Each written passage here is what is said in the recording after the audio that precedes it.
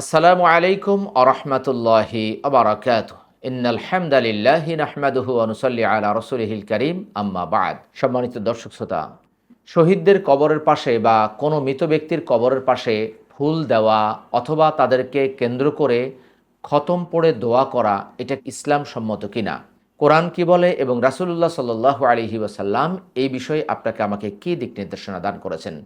আল্লাহ সুবহানাহু ওয়া তাআলা কোনো ব্যক্তি মৃত্যুবরণ করলে তার জানাজা আদায়ের নির্দেশ প্রদান করেছেন ৯ নম্বর সূরা তাওবার ৮৪ নম্বর আয়াতে। মৃত ব্যক্তির জন্য ক্ষমা প্রার্থনা করার জন্য আল্লাহ তাআলা নির্দেশনা প্রদান করেছেন অথবা আপনাকে আমাকে উৎসাহিত করেছেন ৫৯ নম্বর সূরার ১০ নম্বর আয়াতে।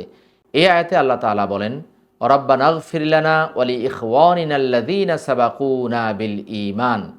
হে আল্লাহ, আমাদেরকে এবং আমাদের পূর্বে যারা গত হয়ে গিয়েছে আমাদের ভাইরা, তাদেরকে তুমি ক্ষমা করে দাও।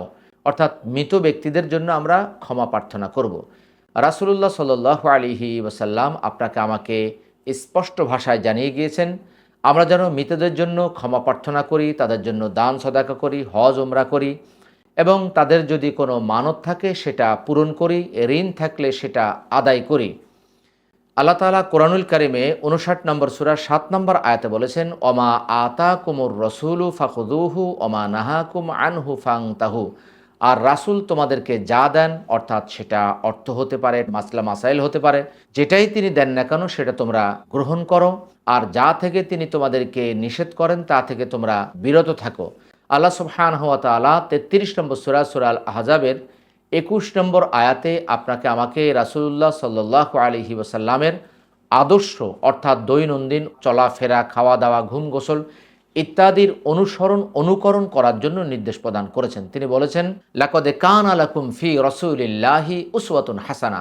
অবশ্যই রাসূলুল্লাহর মধ্যে তোমাদের জন্য রয়েছে উত্তম আদর্শ।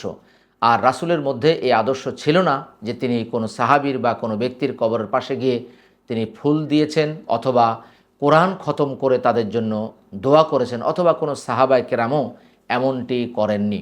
অতএব কারোর কবরে ফুল দেওয়া বা ফুলের কোনো তোড়া দিয়ে নীরবতা পালন করা, এটা বিজাতীয় একটি কালচার।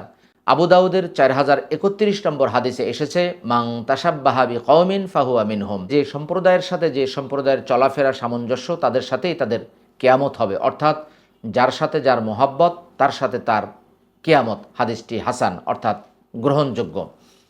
এ থেকে আমরা বুঝতে পারলাম যে কবরের পাশে ফুল দেওয়া, শহীদদের কবরের পাশে বা কোনো ব্যক্তির কবরের পাশে বা উপরে ফুল দেওয়া, এটা ইসলাম সম্মত, শরীয়ত সম্মত কোনো কাজ না। এটা বিজাতীয় কালচার, এটা হারাম। অবশ্যই এটা পরিত্যাগ করতে হবে। মৃত ব্যক্তিকে কেন্দ্র করে খতম পড়ে দোয়া করা, এটাও ইসলামিক কোনো কালচার নয়।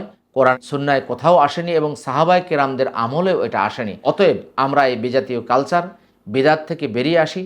কোরআন সুন্নাহ আপনাকে আমাকে যে নির্দেশ দেয় সে অনুযায়ী যেন আমরা চলতে পারি, করতে পারি। আল্লাহ তাআলা আপনাকে আমাকে আমাদের প্রত্যেককে সে তৌফিক দান করুক।